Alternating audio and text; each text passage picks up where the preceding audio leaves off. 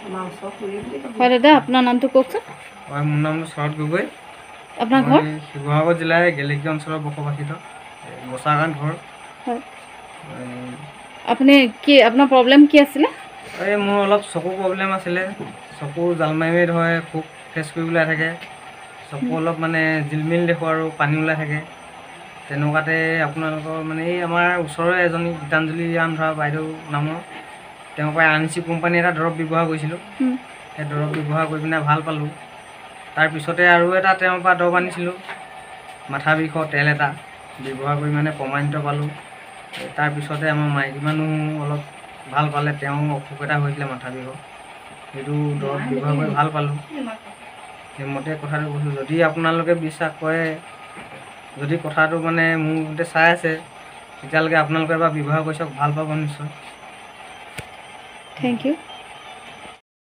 বাইদেউ, আপোনাৰ নামটো কওকচোন। নমস্কাৰ, মোৰ নাম ৰীণা গগৈ। আপোনাৰ ঘৰ? ঘৰ বচাগাঁও।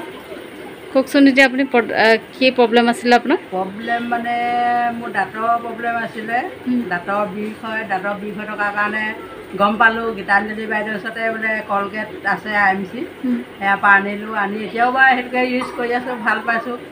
তাৰপিছতে মোৰ মূৰৰ বিষ হৈছিলে, মূৰৰ বিষো ভাল পালোঁ। মোৰ এনেকুৱা মূৰ বিষ হৈছিলে, তাৰমানে মোবাইল চাব নোৱাৰোঁ, তাঁত ব'ব নোৱাৰোঁ, কিতাপ এখন চাব নোৱাৰোঁ। তাৰপৰা সেই তেলটো আনিলোঁ গীতাঞ্জলিৰ পৰাই। আনি তেলটোৰ নামটো মনত আছে নেকি?